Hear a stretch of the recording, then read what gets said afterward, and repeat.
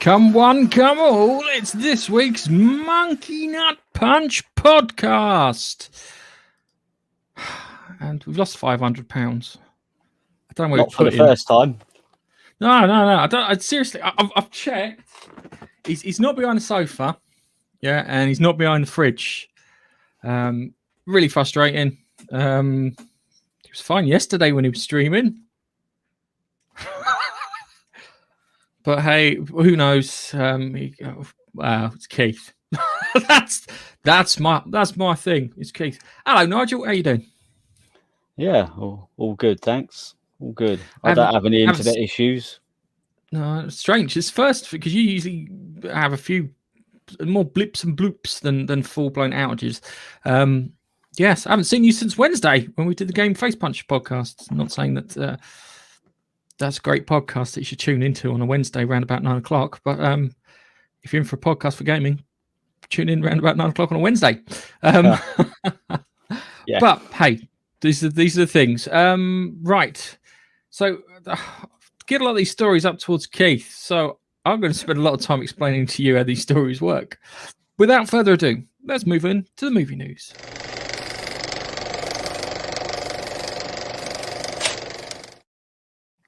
Right. Okay. So we've got. Oh, he's fucking joined us now.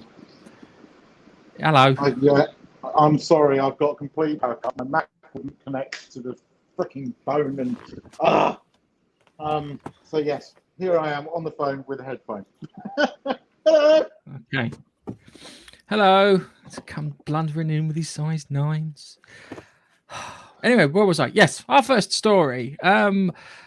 Indiana Jones 5 director last week when we were putting this thing together had a meltdown over Twitter. It happened roughly the same time that Kathleen Kennedy turned up.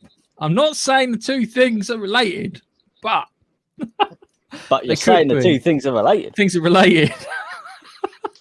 Okay, Indiana Jones 5 director James Mangold threw a temper tantrum after a fan voiced their concerns about the upcoming film starring Harrison Ford. The tweet reads as follows: "Anyone thinking that Indiana Jones might be good, just let me point out the following.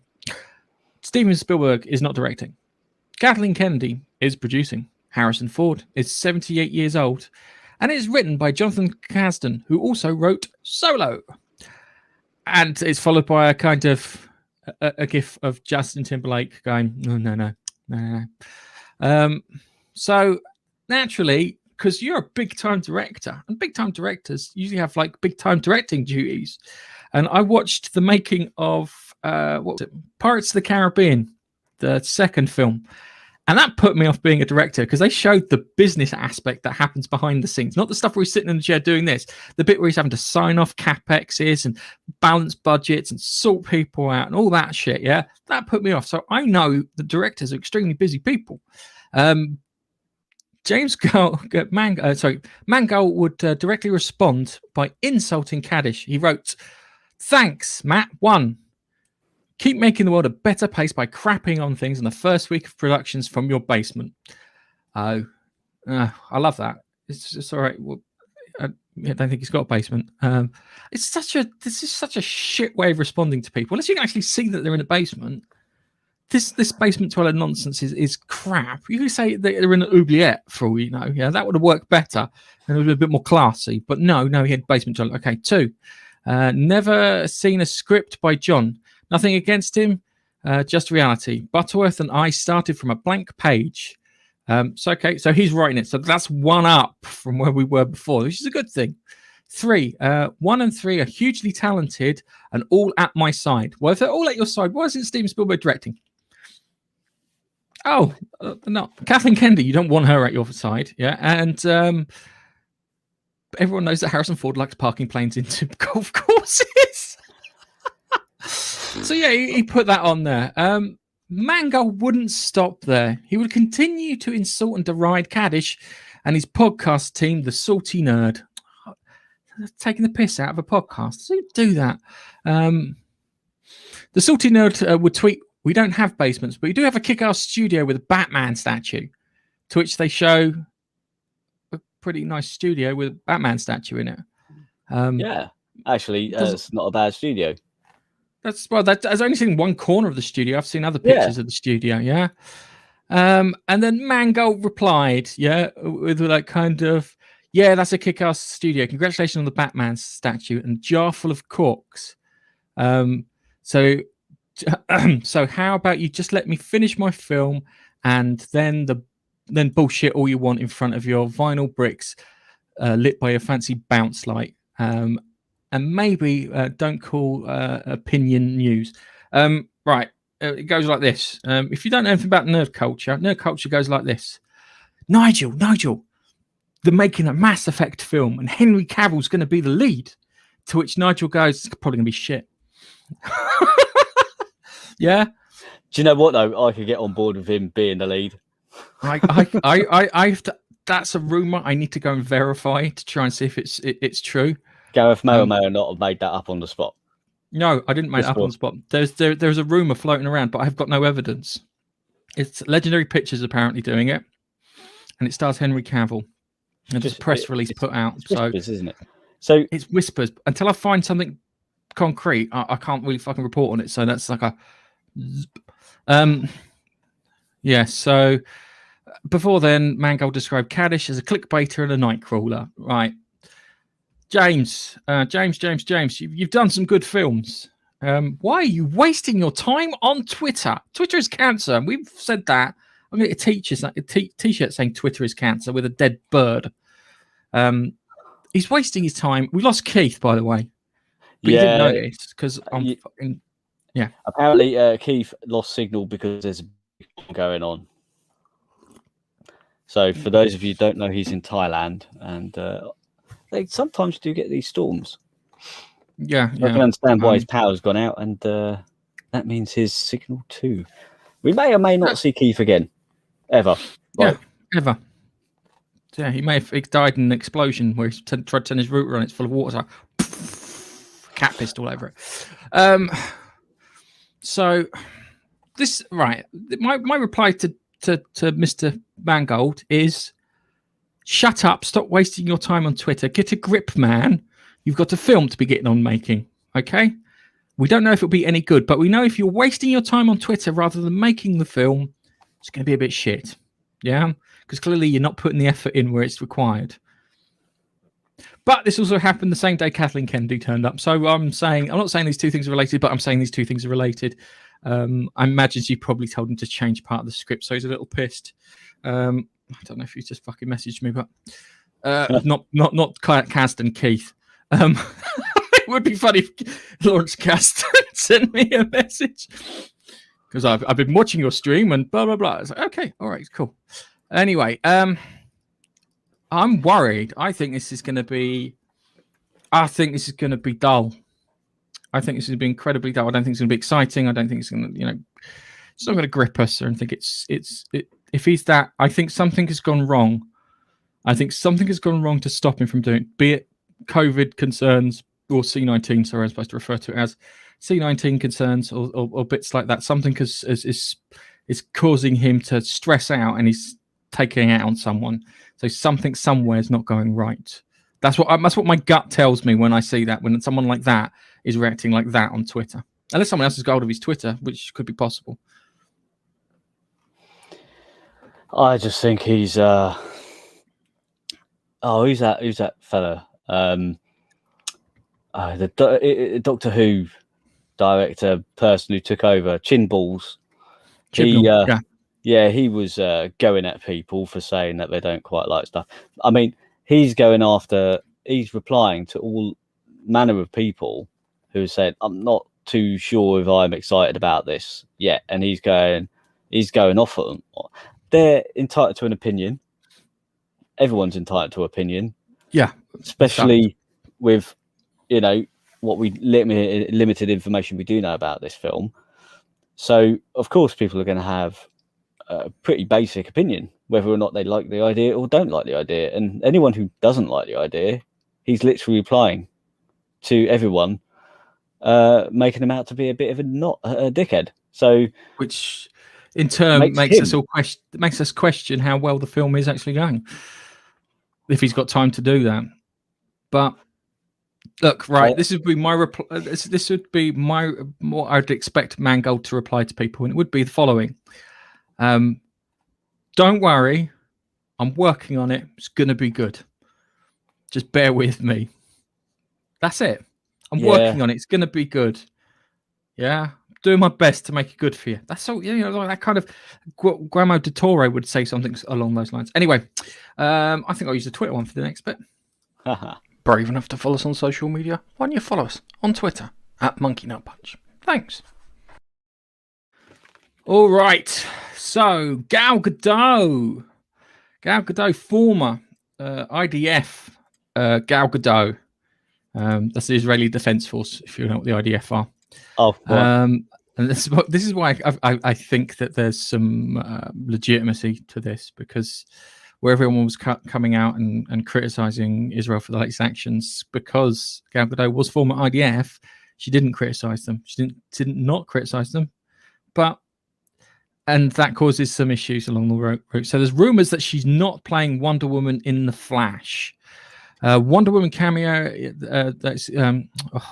a Wonder Woman cameo that was speculated to happen in the Flash isn't guaranteed. Neither is the involvement of Gal Gadot. So just like to point out, the new Flash story is supposed to be Flashpoint. Yeah. So in Flashpoint, Barry Allen goes back and saves his mother. The problem when he goes and saves his mother, he changes history quite badly. Superman never makes it to the Kent household and gets held in captivity by the government. Batman, Bruce Wayne gets shot in the alley instead of his parents. And Aquaman and the Aquaman's guys, the what do you call them? The Atlanteans go to war with the Amazonians, and wreck half of Europe. And they're using, I think it's Captain Atom to power some kind of weapon. And the Reverse Flash is laughing at the whole thing because that's what's happened. So you need if you're doing Flashpoint, you need an Aquaman, you need a Wonder Woman, you need Lex Luthor in there too. You need a Batman, and you need a Reverse Flash. Yeah, they're the key points if you're telling that story. But they're saying, hey, you might not necessarily have Gal Gadot in there, so they may be changing the story ever so slightly, or going for a completely different one, which is a bit worrying because I quite like the Flashpoint story. Because you've got what's his face? Thomas Wayne, and Thomas Wayne is not like Bruce Wayne, where he's like hates guns. He uses guns. And he runs a casino, and that's how he gets his money. And it's quite a turning. And his mum is the Joker. The madness that took over whoever the Joker is has taken over his mother, and she's crazy. But going back to the story here, Giant Freaking Robot reported the new exclusive that their trusted and proven sources tells them that someone else is playing Wonder Woman in the Andy Muschietti directed picture. Faith McKay reports our trusted and proven. That's a repeat of what's going on there. So you get a different version of Wonder Woman. Now I know they're supposed to be doing like an Elseworld. They call them Elseworld stories, where they're like they're like almost what they should be, but they're not quite canonical. But this one's the one that should be like you can use to reset the DC universe. But there are things inside the story which will make it a bit more interesting. Or make it a bit more interesting to look at. And in fact, Keith, you did know he'd be waxing lyrical constantly about Flashpoint and that, and he always focuses on the scene at the end where Flash gives Bruce Wayne the letter from his father from the alternate timeline. But my favorite bit is the bit where, spoiler warnings, people, Bruce Wayne shoots the Reverse Flash, and the Reverse Flash wasn't expecting it. Yeah, because he's too busy focused on Barry Allen because he's a speedster. Yeah, and because he's not paying attention, Bruce Wayne shoots him square in the fucking back. Not Bruce Wayne, Thomas Wayne shoots him square in the back, and he's like, "Oh." So who's Thomas Wayne? Bruce Wayne's father, who plays the alternate version of Batman, who I think Michael Keaton's playing, even though it was kind of set up for the guy who played Negan in The Walking Dead to play, and he was desperate to play that character. He really wanted to play the character in it, but didn't happen, which is annoying. So it's gonna be weird because it's gonna see like you see. Have you ever seen the Russian version of Lord of the Rings? Right, there's a Russian version of Lord of the Rings. Go look it up on YouTube, watch it, and just go, it feels like that, like a cheap Eastern European knockoff of the DC universe. That's the way it sounds at the moment. So it's having Gal Gadot in there and Jason Momoa in there because they should be two warring factions. They're not going to have them. You should also have Deathstroke in there and what's his mush, Lex Luthor. And then you also need an emaciated Henry Cavill would be good too for the Superman that's been kept underground for his entire life. And it's great when they break him out because he goes, oh, Superman can save us. And instead of having this big buff Superman, you have this guy who's literally looks like he's starving to death. And they drag him outside and the guards chase him outside and he just fucking lasers a lot of them. It's awesome. It's great. It's definitely worth watching. If you've got Now TV or Sky Catch Up, I think you'll probably be able to find it on there. That's one thing I really enjoyed the hell out of. Right. Still no sign of our wandering fat man. Okay.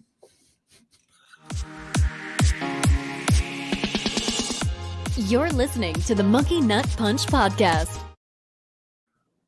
Right. So we had the Snyder Cut a while back, yeah? So everyone was like, going, oh, release the Snyder Cut, release the Snyder Cut. Apparently, right, there is a director's cut of Joel Schumacher's Batman Forever. Is it Batman Forever? Yeah, it's Batman Forever. And it was darker and longer and probably more camp, probably a bit gay because Joel Schumacher is a bit camp and he's a bit gay and he loves that stuff. And he wanted Batman to be the way it was in the 60s when he enjoyed it. And I completely understand that. But yeah, longer and darker. Batman Forever fans are campaigning for the director Schumacher's original cut of the film to be released on the film's 26th year anniversary. You're a year late for 25th, but 26 years anniversary. I don't know, because in those days everything was on physical film, yeah. And if you know anything about Event Horizon, there's a scene in Event Horizon towards the end where Weir shows Lawrence Fishburne's character Hell. They filmed a lot of stuff for that, but they cut it down to literally to be in 30 seconds. But they think they spent like whole days putting that stuff together. But they put it in a salt mine in Transylvania. I'm not fucking making it up, right? A salt mine in Transylvania, and the film canister degraded, so all the footage was lost. It's either a really elaborate story for not providing people what they want, or it genuinely happened. So the release the Schumacher cut is trending on social media, along with release the Ayer cut for Suicide Squad, so forth and so on. Again, right, I didn't like the Snyder cut as much as many other people did. And if you like the Snyder cut, good on you. I think it didn't. It wasn't to the level where it could have been taken seriously enough, and it wasn't to the light-hearted family film level. And it was like weird because it was so imbalanced, and he indulged himself way too much. And I'd love to have sat next to him in the editing bay and go, no, fucking cut that shit out. Oh, let's listen to someone warble for a minute and a half. No, he disappeared. That's what you need. No, Zach. Bad Zach. It's cut. It's gone. It's been deleted. I've removed it from the system. Carry on.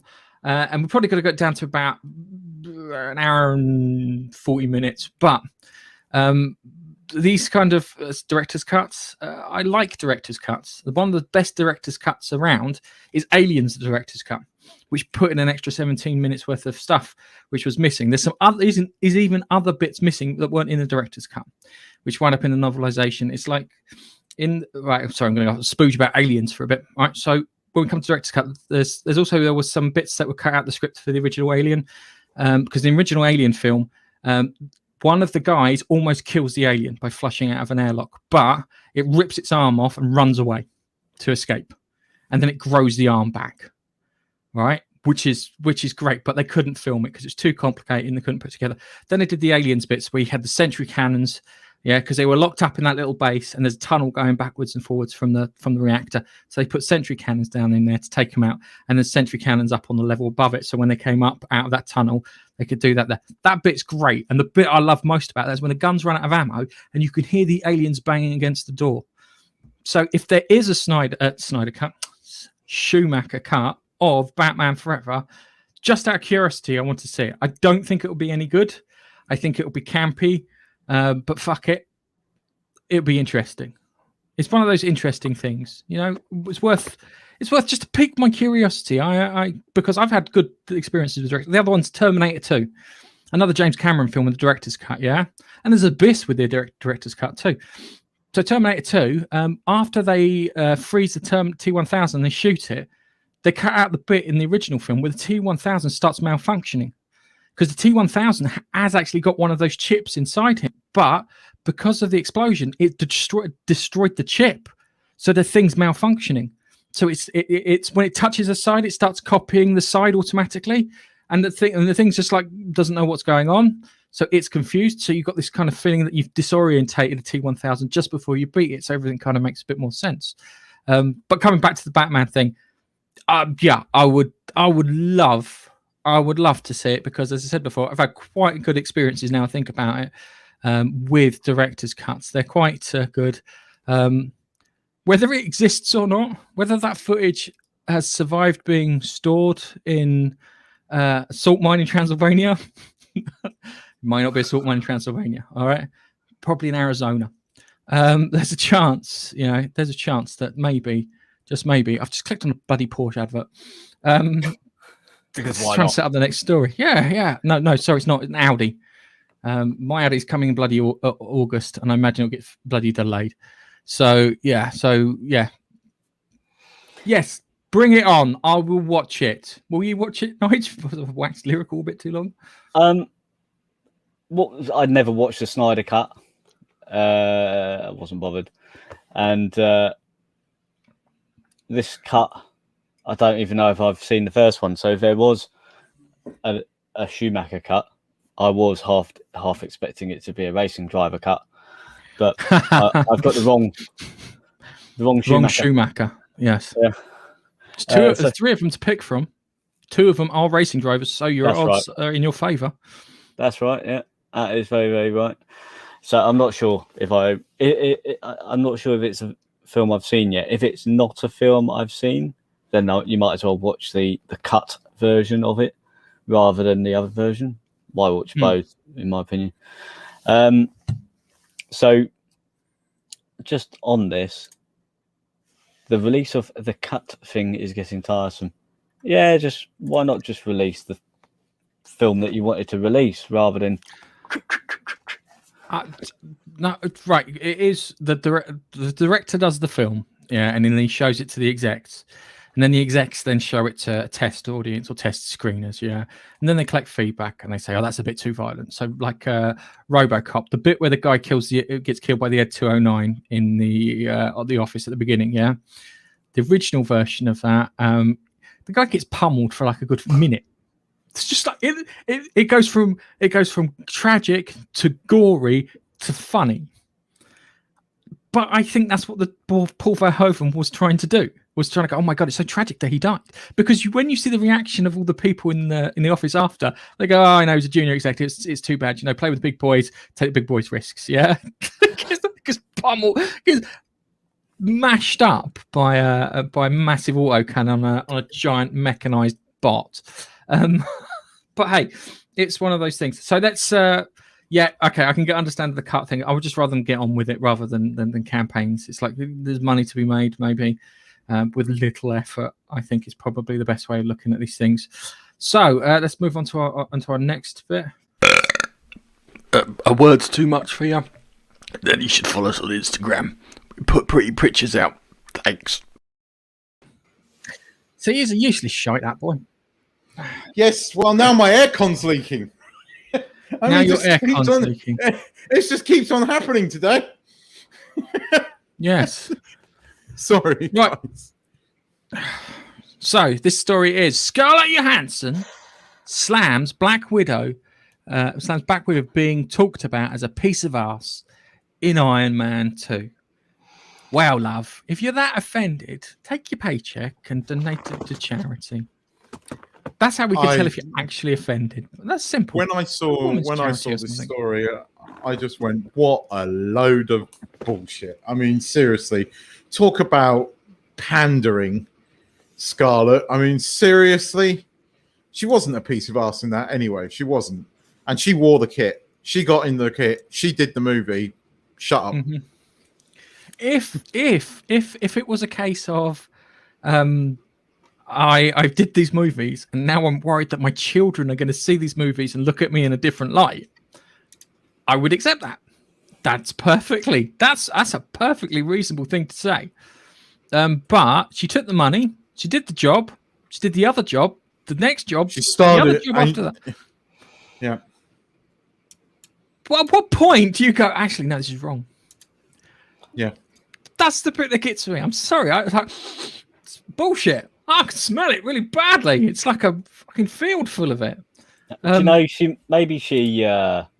did the films, but hadn't watched any of them until recently. And then she's watched them going, oh, actually, I didn't realise it was portrayed like that. You know, like, what's her face, who plays Pippa? She didn't even have a clue who she was in the film with. Clueless, Pepper, that woman. You mean, a candle vag person. Yeah. Candle vag, yes. It's candle vag. You want a candle that smells like a vag? Then I've got the product for you. And I'm like, okay, love. Scented candle. Scented candles that smell like vag. But as I said, quite simple. It's easy. If you don't like it, then give the money to charity. Women's Shelter is probably the best charity, I imagine, for that. Yeah, or retired strippers. I give to quite a bit. No, I'm buying cryptocurrency. It's not worth anything. But if I could hold on to it for the next 5 years, I might get something out of it. But I think it's time we move on to TV bits. If you can find the button.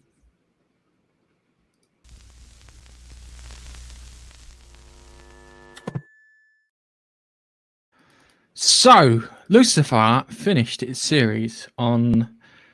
I thought it was quite a funny ending. Because he was like, I'm God. Ah, crap, I'm God. Ending. And Lucifer Boss teases his whole new character for the final 6th season.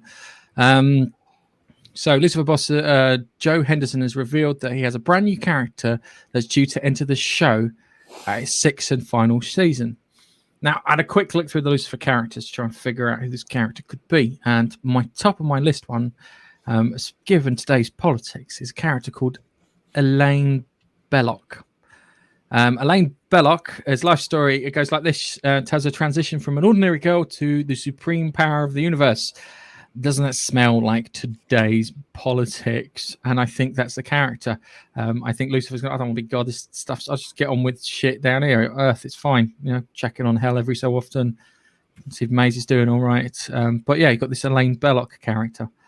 And I was expecting Keith to go on this one because I know that Nigel hasn't seen Lucifer, but he's too busy looking at his fucking phone. Sorry, my wife is messaging me saying I've got the problems all over the house, but I've told her I'm doing this. Lucifer, I love the ending of Lucifer, but they're going to change the Chloe character, aren't they? That's what I've read. Chloe's going to Decker, yeah, Chloe Decker, the detective. Yeah, I know he calls her the detective constantly. Yeah, I love it when she goes, I'm going to quit the police force. And he's like, damn, I can't call you the detective anymore. My God, yes. The other thing I found funny is that I've been watching Castle, and there's a character in Castle called Esposito, and the character Dan is Espinosa. So when they said they killed Thingy, I got confused that they killed the same character. We have got that to talk to about later. So yes, yeah, I mean, I was gutted when Dan died. I mean, but he's not out of it. He is on the cast roll for season 6. So, but I was even more gutted when they said he was in hell. Dan doesn't deserve to be in hell. Dan's he might be detective douche. No. They hold on. They said he wasn't in heaven, and they assumed that he was in hell. Yeah. How do you know he hasn't been pulled out of into What's-a-Mish's universe? This is true. Do you think she would make a special, thing for dispensation? Him? Dispensation. I hope so, because I like Detective Douche, and his episode where Lucifer pulls the rug from under him was just the most elaborate prank I have ever seen in any TV show. Yes, and it was genius, and I loved it. It was the bit where Maze dies, and he's like, "No!" and he's like, he gets really into it, and he goes, "I thought they killed you like that." Because no, that was fine. I wouldn't get killed that easily. Don't be silly. It goes, but you really would really would die for me. He went, "Yeah," and she went, "Oh, you do the same for me." She went, "Kinda." So yeah, but she does in the end, though, doesn't she? Because she really gets very upset, and her character grows quite substantially, even though they had to inject the lesbianism, which I kind of groaned a bit at. There are more lesbians on TV than there are in real life. We already know that there's over-representation. Countless people have done surveys proving, depending on what country you're in, as to what is represented. America is something, I think it's something like 14% of people report as the alphabet people, and it's something like 20-odd% on TV. No, it's 14% in the UK. It's 4% in the US. Is it 4%? It's 4%. Yeah, it's something like 20% on TV. 3% are gay, 1% are 1 point something, 2 point something are gay, 1% are lesbians, and whatever's left over in the other categories. It's amazing when you sit there and you go, I thought it was like 1 in 4. It's like, no. I understand that we should be accepting of homosexual people. I completely get it. I have homosexual friends. I have I have relations that are homosexual. I get it. I hate all this, pray the gay away and all this crap. It annoys the hell out of me. But we do not need it. Every bloody character has to be gay so that we can look virtuitous. Look at me. I'm so accepting of everyone. Oh, fuck off with this shit. Seriously. I don't buy it. I don't believe it. But anyway, moving back to Lucifer. I loved season 5. I loved What's His Face as God. I loved the ending. I loved the fact that they had some budget for once to actually see them fly. That was quite.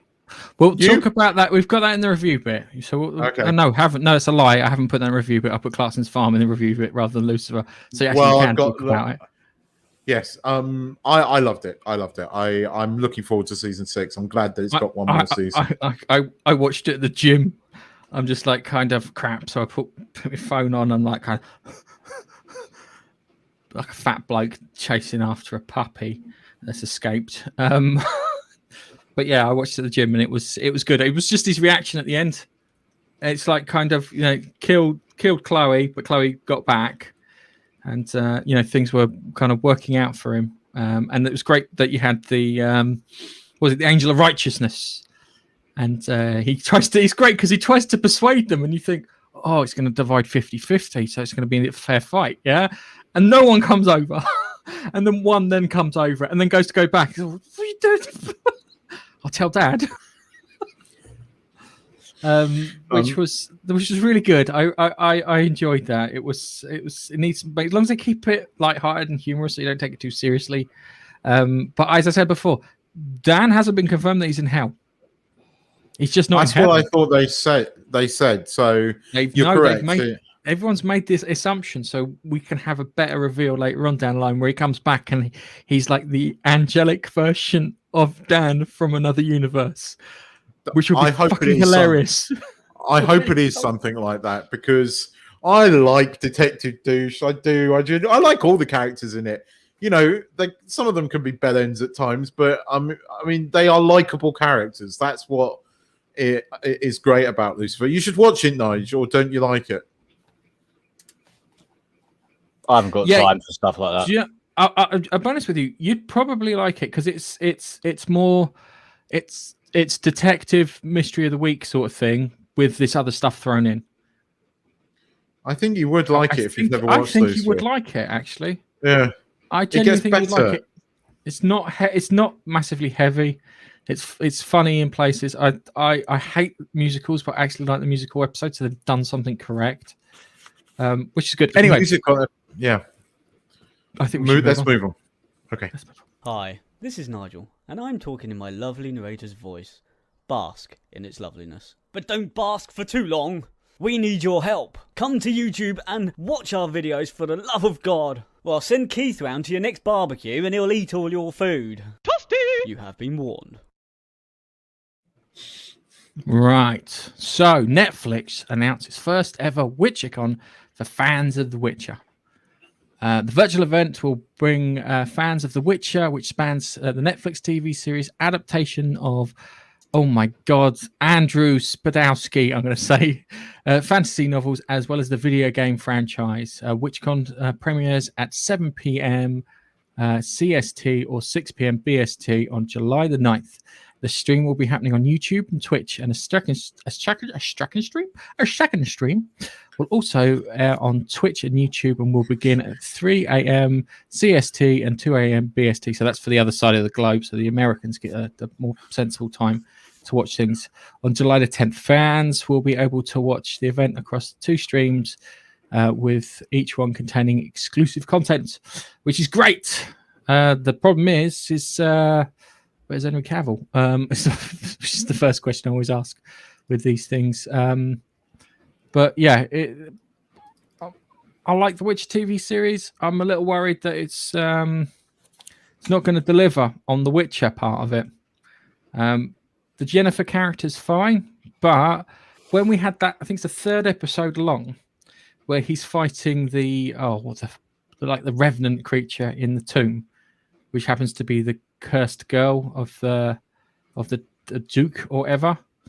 It felt like an episode of Merlin, which I really enjoyed, and I think that's one of the things. If it was more like that, The Witcher turns out, if Monster of the Week would do perfect for The Witcher with a through line.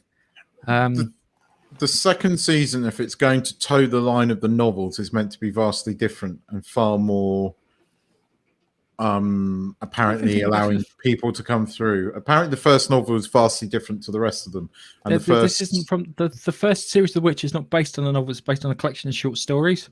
That's the first novel though, isn't it? That's the first no, that's not Witcher book. A collection of short stories is not a novel, mate. I need Dave here to confirm that, because he's a novelist. It's the first book from The Witcher then, if you're going to be pedantic. All right, yeah, I'll be pedantic. Man who turns up late with leaky I can't fucking have no power. It was an act of God. This was literally an act of fucking God. You're fine yesterday when you're talking to your mate about your drugs. I'm sitting here in the dark. I've sent you a picture. You know I was not bullshitting. And now aircon's leaking. Oh, I'll tell you. Anyway, Witcher, first book. That was a bunch of short stories. The second one is a novel. So apparently the second series is going to take a different tone and might be a bit more, allow people to come into it more. Whereas the first one, you kind of had to be a fan to know what was going on. It was quite difficult to get into. It wasn't just that. The first series of The Witcher was, timeline-wise, was all over the fucking place. Yeah, and we were trying to figure out which bit was happening when, rather than them just going start to finish. They did this back and forth, and then eventually it all sort of met at the end. But they didn't tell you that. There was no timestamp, no nothing, and you had to guess. That was such a shit way of doing it. It's seriously, I told everyone to go straight to episode 3, watch episode 3, watch it to the end, and then go back and watch the first 2 episodes. It make more sense that way. Because that was the bit. I want Witcher. I like Henry Cavill as the Witcher. The Witcher's quite a good, interesting character. It kind of reminds me of it's a bit kind of like the gunslingers in the Old West that go from town to town but slaying beasties. So you kind of want a beastie for him to slay every so often. I just like the bard following him around singing that song. But the bard following around singing the song and his reaction to the bard following around singing the song is perfect. I agree with that. It reminds me of Brave Sir Robin. Yeah, exactly that. The same tone and everything. You can say you like the bard, but we all know that both of you, including me, I am in this, like the boobs. You all like the boobs. Admit it, you like the boobs. I've got the boobs. The boobage was good. I'm a Google search away from boobs, and I know this because I send the results to you guys every so often when I think you're feeling down. But the boobage in this was particularly good. She went from being an ugly duckling into that. Yeah. Okay. All right. So yeah, you got that. To be fair, I think Baps has summed it up quite well. I hope Henry does a PC upgrade again. Right. I'd just like to point out he would do a PC upgrade again if he could, but he can't get a 380 graphics card. Yes, he can't get a graphics card. Even Henry. Even Henry's boobs. Yeah. All right. Just before, because I've not been looking at the comments, so that was just one of the ones was nothing worse. This is for you. Nothing worse than leaky air. And Bilfer put this one. Did Johansson forget she's an actor? All your roles can't be Catholic nuns, and you're completely right. There's no two ways about it. And considering she wanted to play a transgender person, she got kicked out because she's not transgender, even though she probably would have done the role really well. But hey, it's one of those things. I think it's time we moved on. It's talking about Henry Cavill and boobs to our next story. And if you read the show notes, you'll know why I find this funny. A word's too much for you? Then you should follow us on Instagram. We put pretty pictures out. Thanks. Accidentally click the one above instead of the one below. DC forced Harley Quinn to scrap X-rated Batman and Catwoman scene. All right, there's a Harley Quinn cartoon. Okay, I never knew this existed until this controversy came out.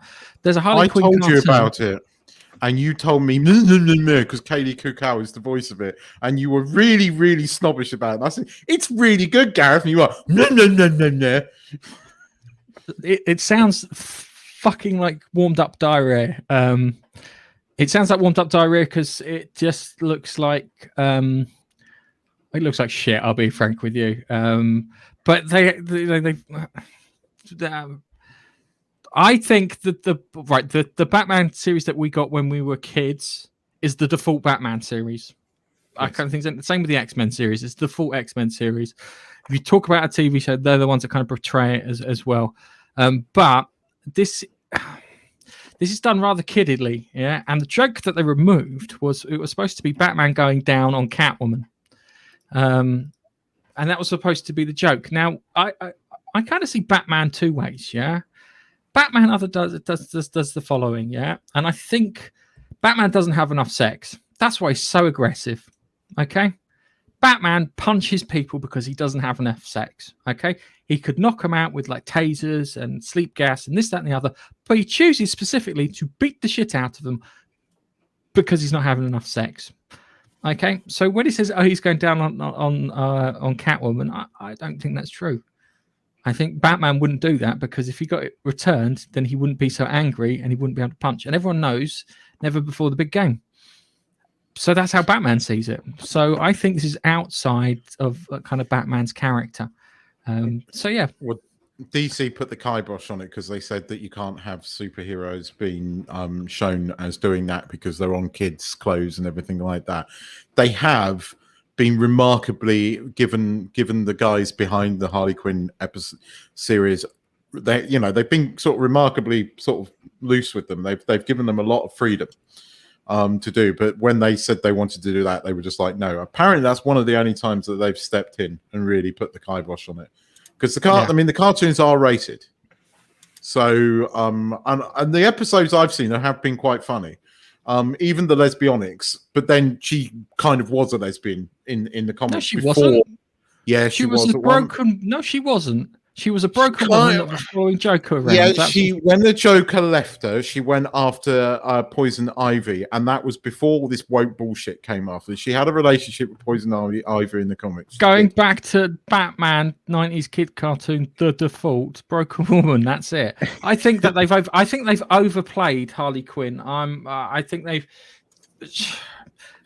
Batman. Where's my fucking Batman cartoon with Batman bits in it and giant tumblers and beating people up and but we smashing can't Joker's have face that anymore. We can't have that because it's all about then don't watch the fucking Harley Quinn things. Let it fail miserably. Let it go in the corner. You might as well accept it. Let's all cut off our dicks and become trannies, because that's the only way. Apparently, you don't have to cut your dick off to be a tranny now. So I'm quantum gender. Yes, that's true.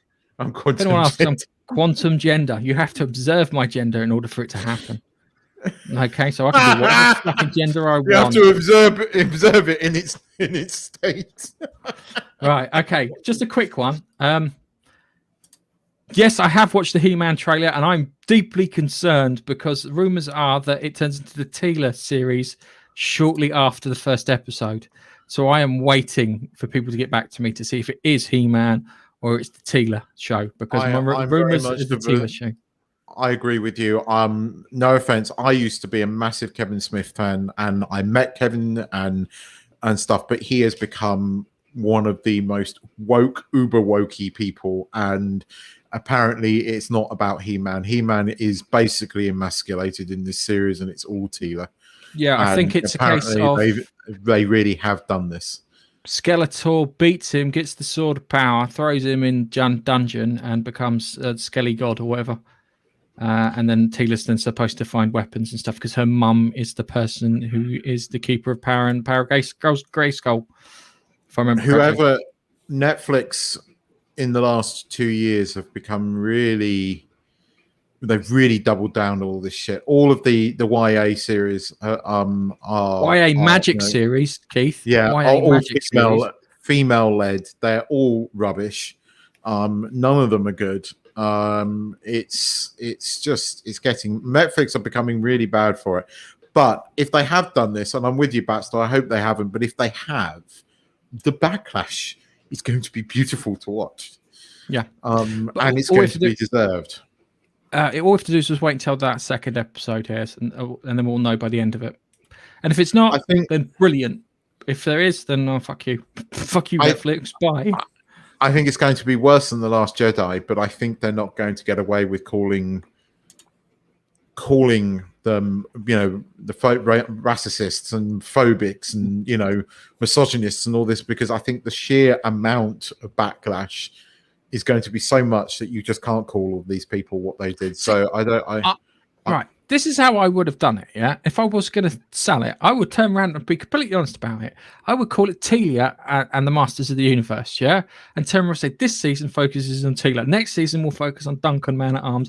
And the third final one will focus on Adam. And that's it. I just always got annoyed with that fucking cat. Give him some steroids, and all of a sudden he's hard as fuck. I do think the trailer is it's a bit crack.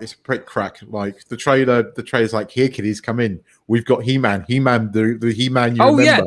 That's what these advertisers are like. It's like do you want to see some puppies? That's what it's like. Do you want to puppies see some work?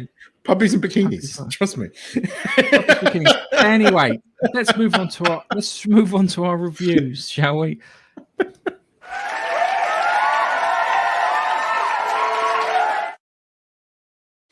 Right. Loki. Right. Let me just be clear about Loki. I like watching Owen Wilson talk to Tom Hiddleston. I need to find a podcast where Owen Wilson talks to Tom Hiddleston, and I would be happy. But that's the only thing I kind of like about it, because I like watching those two. It's not enough really for a TV series, but I do enjoy that. I think we're about to be, how can I put it, given the runaround, shall we say, for the next couple of series. So this is a little worrying. I kind of enjoyed the second episode far more than I did the first one. I knew what was coming. I knew that we were going to get the reveal. I don't off an episode of Doctor Who.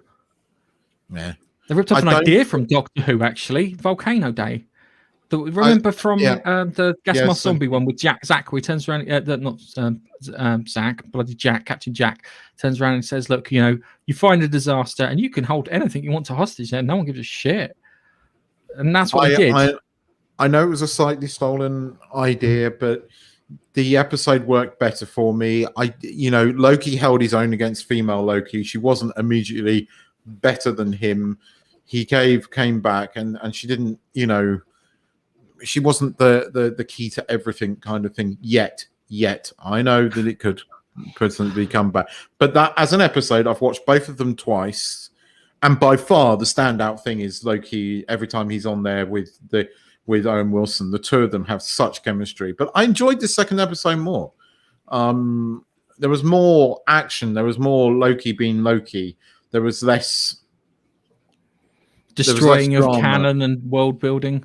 Yeah, it was less of that. I don't know. I kind of enjoyed it, but look, I know, at one point my opinion kind of turned to WandaVision, and then we ultimately got, at the end, let down. I don't know what they're going to do with this, but I enjoyed the second episode, and I love Owen Wilson. Okay, before we go on, before we ask Nigel what it is, because Nigel's got the normie opinion, yeah. So this is what the general public think, yeah. So we'll ask Nigel in a second. I've forgotten what I was going to say now. I was trying to get a word in edgeways with you. I was focusing on creating a wedge, and then I was going to say something important, but it was just before Nigel. So, Nigel, tell us what you thought while I remember what I was trying to say. Better than the first episode, that's for sure.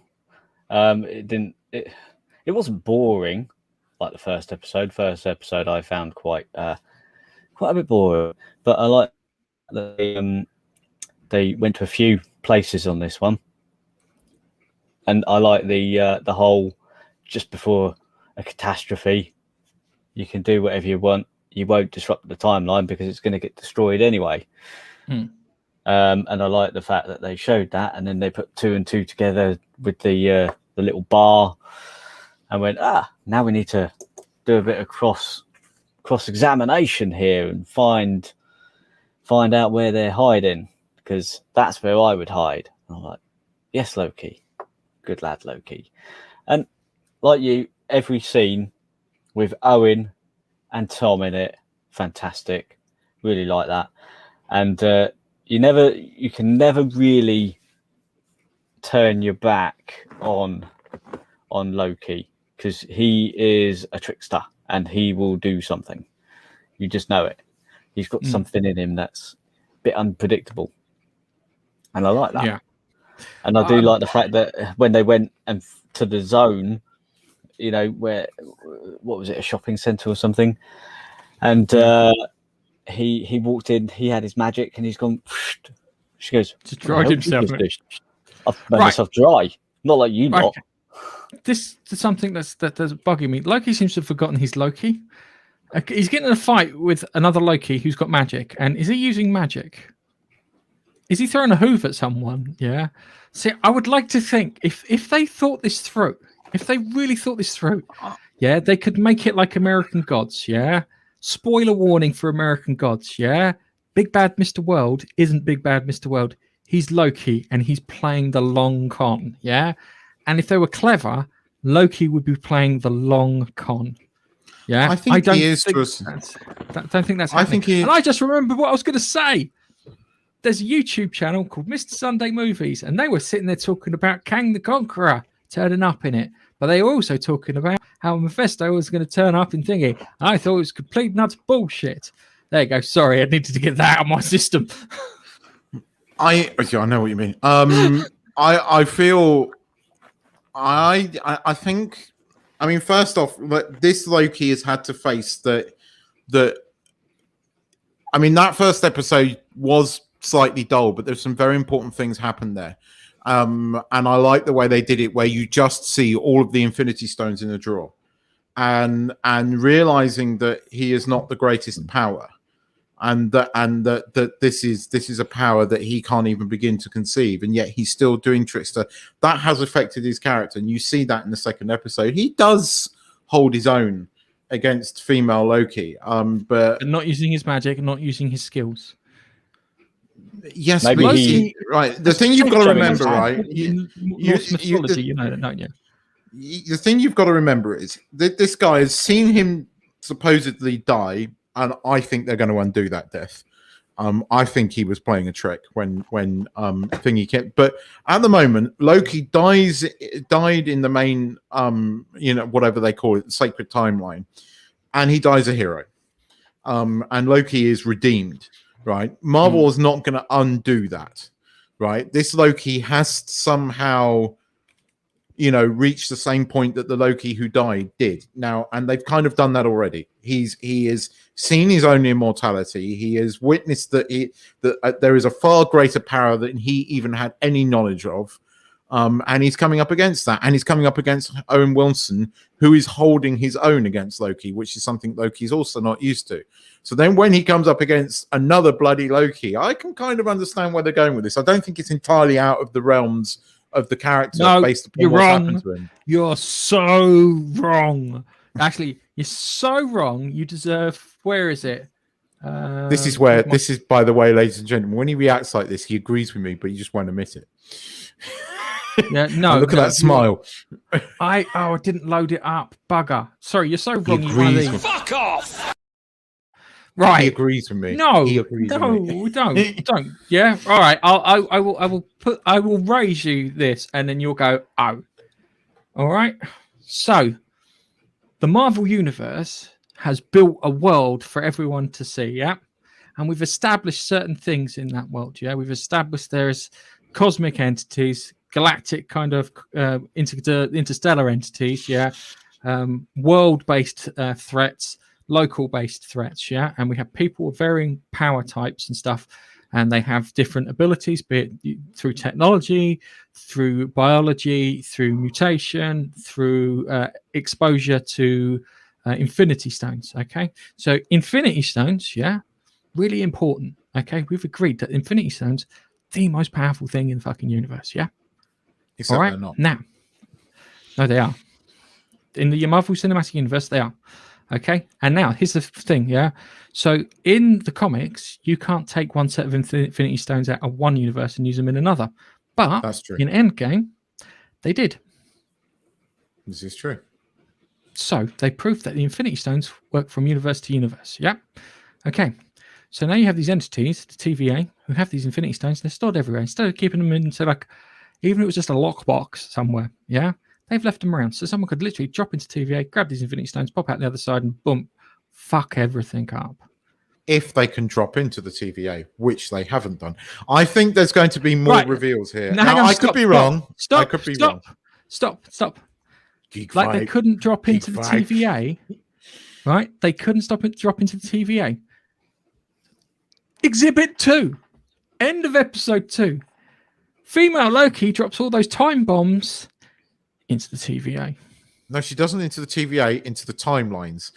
Because they say the sacred timeline is under attack. She drops them into various points in time, which fuck up the timeline and create variant timelines. Hang on a second. That's what she did. So here comes the next world-building problem. If she's dropping them into other timelines, right? If she's dropping into other timelines, those grenades only affect the anomalous parts of those timelines, yes? Yes, but don't expect time travel to make any sense in Marvel Cinematic Universe. Let's get this straight. So she's dropped the anomaly-removing grenades into the timeline regular, which should have no effect. True, but this is Marvel. This is Marvel. So the whole variant let creating me get this thing. straight, okay? So they can't get their time travel rules set up correctly, okay? We've agreed this. Yes. Their time travel rules don't work. All right. Yes, Next I thing. agree with you. The rules in regards to the Marvel Cinematic Universe don't work either. Yeah, because of the Infinity Stones. This is going to be another. This is going to be another somebody in space thing that's bugging you so much that you can't join. It's one of those things, isn't it? It's Star-Lord in space without a faceplate on, kind of thing, right? And it's bugging you, so you can't give it 5 stars. That's what it is, isn't it? It has no consistency to it. And if you've got no consistency to it, you don't have to worry about it. Think of it. It's like with Jupiter Ascending. You had those characters killed off. You knew nothing about those characters. Why would you give a shit about the fact that they've been killed off? Yes, they're doing the same here. Correct. And they're ruining bits of the cinematic universe, like the Infinity Stones. Yeah? They far ruined the cinematic universe when they did the 5-year time jump that made absolutely no fucking sense and killed off a load of characters, which they've promptly brought back again into TV series. But it made. I'll be honest with you. That's how you end the cinematic universe. You can do the 5-year time. You don't have to worry about that shit anymore. You see, I have to jump back, right? Because you were absolutely right, and I was very, very wrong about Infinity Wars. Right? You were right. I was wrong. Now calm yourself with that. But Endgame was a bad movie. We can both agree on that. I'm fed up of hearing guys going, Endgame was amazing. No, there is one severe geek porn moment in it, and that's when Captain America goes, Avengers Assemble, and then picks up the No, fucking it's when he hammer. picks up the hammer, you daft Yeah, aper. Well, and That the was the Avengers bit. Assemble bit. No, it was the hammer bit. He picks up the hammer bit, and you're like, "Fuck yeah, yeah!" And then he goes after Thanos, yeah. And then there was the Warriors of Fadge Assemble. That wasn't a good moment. That wasn't a good moment. That felt really, really forced. Where they did it into it's funny because they did Vag Power in Infinity Wars, and they did it right. Yes. Yeah. They did Vag Power in Infinity Wars, and it worked fine. But they did it in this one. It was like, the cringe. It's too much. I can't handle it. No, you're absolutely right. But I can't view. I get what you're saying, but I just don't take it as seriously. I would be arguing, if I'm absolutely 100% honest, and I am slightly winding you up because it's fun. If I cared, I'd be running the same argument that you did. But Endgame really did end the cinematic universe for me in ways that I'm just not that interested. WandaVision sparked an interest in it again and the possibilities that they were going to do, and then completely took a big dump on it at the end. Let's not even talk about Falcon and the Winter Soldier, because that program has no reason to exist. No, but I'm Captain America. I'm not Captain America. I am Captain America. Thanks. There's a series summed up. Purely as not watching this as as the fan that I once was, I did enjoy the second episode. I didn't take it too seriously. I didn't look at it through quite the serious lens, but I did enjoy Owen Wilson, as Nige said, bouncing off Tom Hiddleston, and I think that's brilliant. I think that is the casting of Owen Wilson and the chemistry between those two is masterful, and it's entertaining and it's good TV. Whether it's going to turn out that way, I really am holding no hope, because I know what they did with WandaVision, and I know that they've created themselves a hole, and Kevin Feige is now absolutely obsessed with being virtuous. Okay. All right. Well, I think we should leave it there and move on to our next one.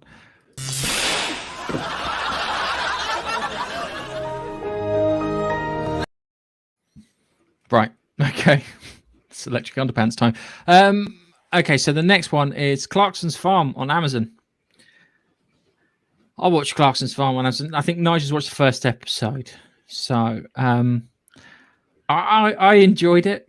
It's not like the greatest television. It's not brilliant or anything like that. I loved it. I think it's entertaining.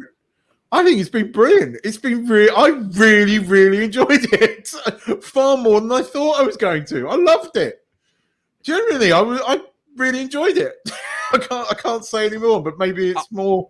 I'll tell you one thing about it is that I know farming over the last 100 years has got fucking easier. I know that. But it's still a bloody hard job.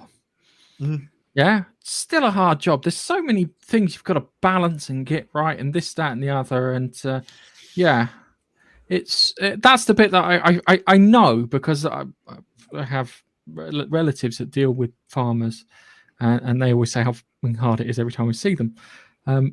But you don't forget how hard it is to do all these things, and all the bits that you need in play, and all the equipment that you need, and the timing, and the fucking soil pH, and all that crap, that you've got to deal with. And that reminded me of, I'm kind of grateful for all the food that we have. And all that people go through all that crap, and I appreciate that. That's one thing that it brought to light for me, and I think that worked really well in kind of, how can I put it, highlighting how difficult it is to farm, and how grateful you should be that you can just pop to the supermarket and get your beef and get your fucking vegetables and get your corn and get all those other bits too. I think a lot of it was played up for TV. I think he takes it far more seriously than the TV series comes across. And there are moments when you know he's taking it seriously. But you just look at how they've set up that farm shop and other certain things. They are running it as a business. But by God, what a year to do it in. I mean, what a triple whammy of fucking global pandemic, the worst rains that we've seen in freaking years, followed by one of the worst droughts that they've had in years. And what was it, 100 and something quid profit? It It was 40. I think it's £144 profit in the end. yeah. Something like that. But, yeah. But he got there, and I'm not going to. There's loads of things in there. Nice, so this isn't spoiling it really, because there's loads of great things in there. For me, I found the whole wasabi thing really interesting because I love wasabi. I've realised that I've not been eating proper wasabi. Yes, now I knew that. And I was like, "Fuck! I've been tricked." Yeah. That's the thing that got me. It's like, Christ, I've been tricked. It's no wonder because I eat it and it's like everyone's like, "Oh, wasabi's hot," and I'm like, kind of just tastes like mustard. And there was something else in there, and then realised it was horseradish. And it was that makes sense. Yeah, that was the thing that got me. Him and Caleb. Is it Caleb? Caleb, yeah. Caleb, Is that the young farmer? The young. Yes. They're brilliant together. He gives him so much shit, and I love it. Where they're having the heart-to-heart at the end, and he turns around and goes, "I don't know if I should keep doing this." And he goes, "Stop now. Go back to the city."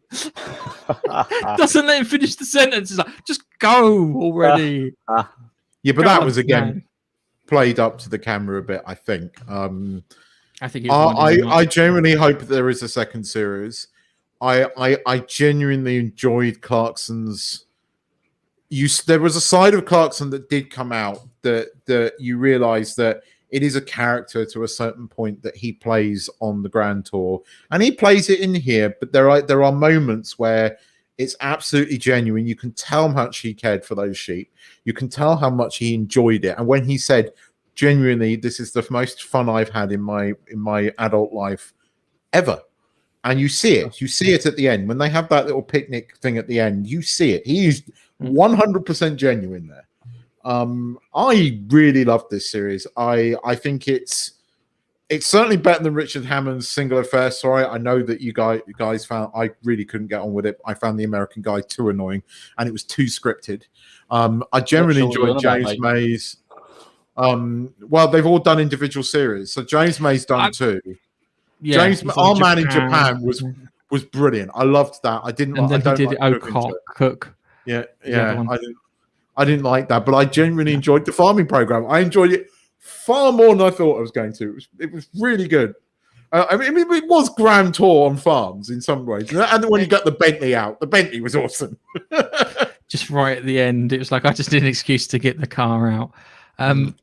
I think that Amazon have gotten onto a winner there with the fact that they've got these guys and they'll do the other shows too. James May loves doing other things like that. If James May could do one about World War II aircraft, same with Clarkson actually, and the Vulcan bomber and stuff like that, they would create a whole documentary for them. And Amazon would probably wind up putting it out. So I think it's ironic that they bought the stars and they producing stuff outside the Grand Tour, so they're getting the full money out of them, which is great. James May's Japanese series was brilliant. I really, really enjoyed that because I have a massive fascination now with Japan, and I really, really want to go there. We were going to go last year, and then fucking COVID. But we will be going there at some point. But his series was genuinely brilliant. And this was just an out surprise. When I saw the trailer, I thought, okay, this might be interesting. I genuinely just got into it. And when he was rounding up the sheep with a drone, of course I was going to love that. Dude, I saw that. Oh God, Keith, no, don't. It's the fact that he put a dog bark on the speaker on it. That was the bit that got me. I was looking at that. I bet you Keith would be calling that a husband drone. No, it was a DJI. It was a husband drone, wasn't it, Keith? Yeah, a husband drone. Yeah, I'm waiting. Yeah, come on. All right. Everyone's taking the piss out for that. Yes, I know. But okay, Nigel, you saw that first episode. Let's get your feedback from that first episode. Yeah, do you know what? I went in there just expecting Clarkson to be Clarkson, and he really didn't disappoint. As soon as he was looking at buying equipment, I thought, right, now the first thing, he's going to be proper clueless about anything that he needs. I said, he'll look at these tractors here, and he won't buy a single one of them, and he'll get a Lamborghini or something. And lo and behold, he walked out and bought a Lambo. Yeah, I love the fact. I love the fact when Caleb saw him, turns around, and goes, "It's got the wrong end on it. I won't connect to any of your trailers and bits." Oh, no, what do you mean? No, that's That's not the farmer lad. That was the guy who did the planning for what he used to plant. Cheerful Joy. Charlie. Cheerful Charlie. Charlie. Yes. Cheerful Charlie.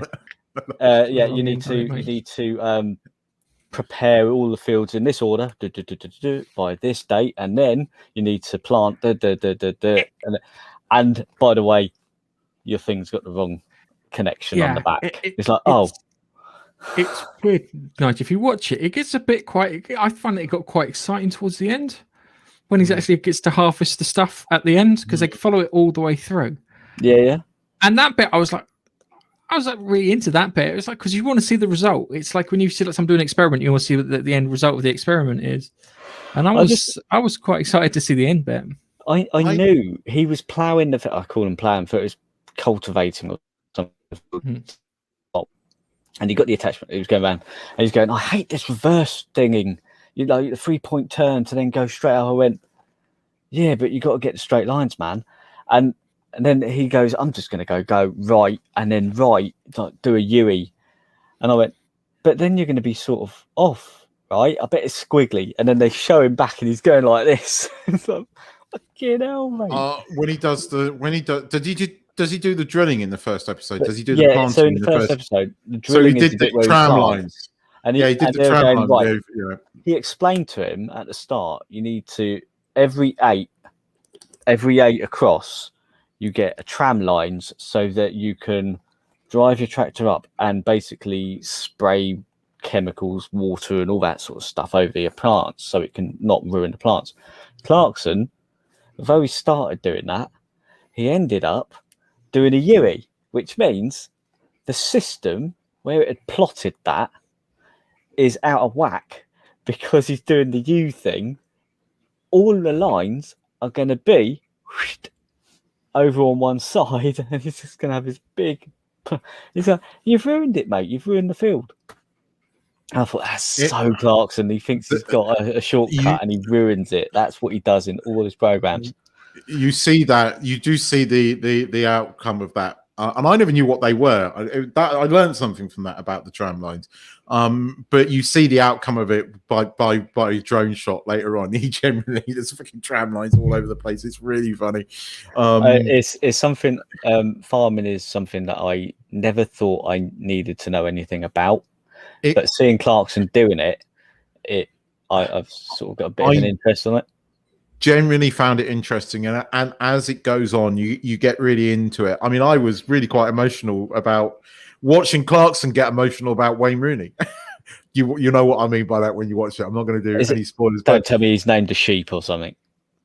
Pretty much, I got quite emotional with that, and Clarkson was genuinely emotional. And I think I've only ever seen him that emotional twice before. Once when the Grand Tour ended, and once when he was doing that Ayrton Senna thing, and he was genuinely moved by that. And when he was doing a series, because you said this, he did a brilliant documentary on the VC, the Victoria Cross Medal, because he was married originally before he shacked up with Irish Lisa. He was married before that too. Yeah. And his ex-wife was the daughter of a Victoria Cross medalist in the Second World War, who literally basically stood in front of 3 German tanks and took them out with a hand mortar. No word of a lie. He stood in the middle of the road, sat down on the side of this with a hand mortar, and took out 3 fucking tanks. And he got the Victoria Cross for it, rightfully so. just a quick one, talking about these kind of acts of heroism. There's a great film on Amazon called The Outpost.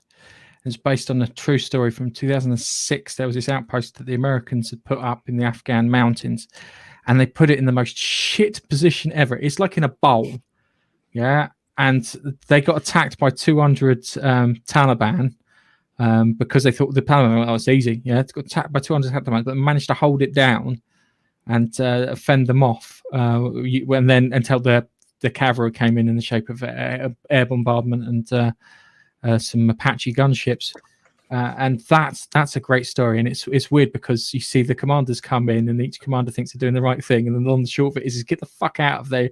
because the first thing that the guy asks when he comes to the base is, "Is are we supposed to be on top of the hill?" And there's two guys in there who get the Congressional Medal of Honor. One was a staff sergeant who rallied the troops when they came across the wire and to take back the base, and the other was a guy who had suffered from substance abuse. He got to the point where he is obsessed over saving people.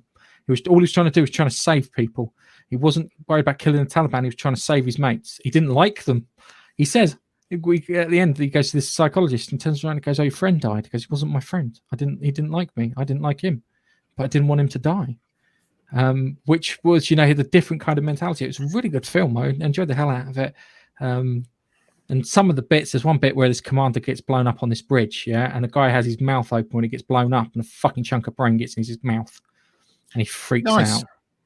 Yeah, nice. Yeah. But, everyone it has a nice kind of redemption arc and some heroism and stuff, which I think we're missing some genuine heroism when you start talking about these people who are getting Victoria Crosses and whatnot. And there's some great stories of things that soldiers have done against horrendous odds, even from like the 300 all the way up until now. Those sort of things where you've got put them at a choke point and fuck them right up. Anyway, let's move on to our last segment.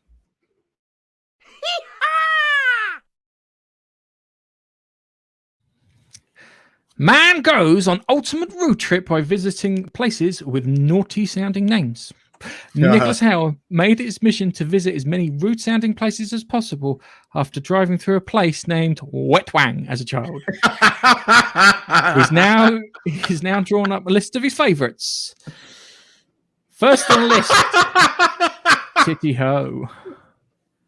Okay, so I like this guy already. So extra fart in Germany. Okay, he's got a bit of soy face there. Cock shoot close. I worked with a poor guy called Ian Cockshot, and they used to call him Ian Cockslot. It was really bad. He was a lovely fella. The glory hole. That's another one. What else we got here? We got any more?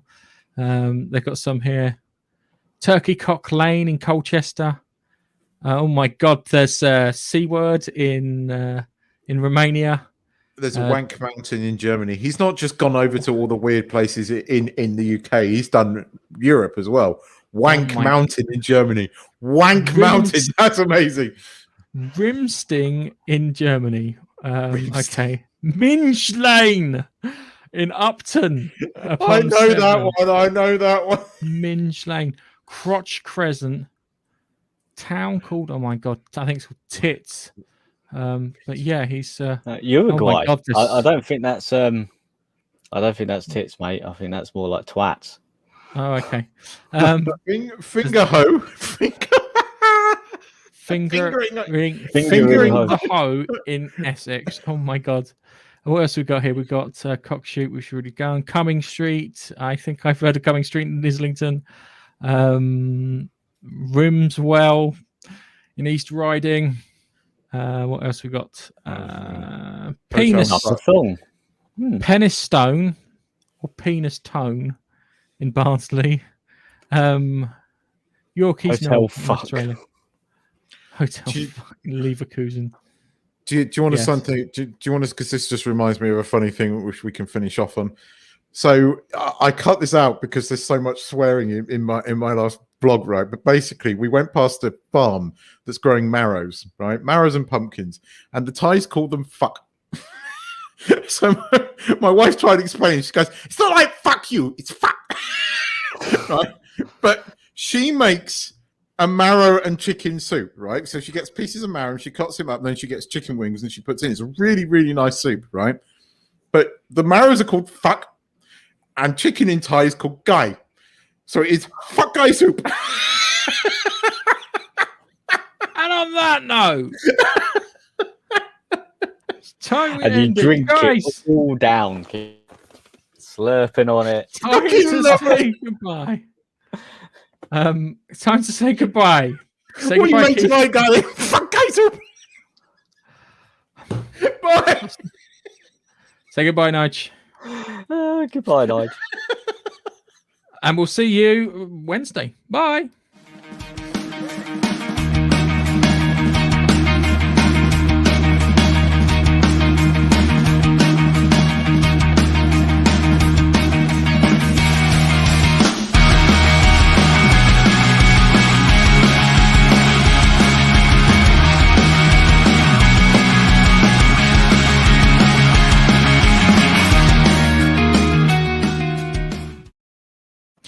I really thought you were going to say that she makes a soup called cream of Jamyanga.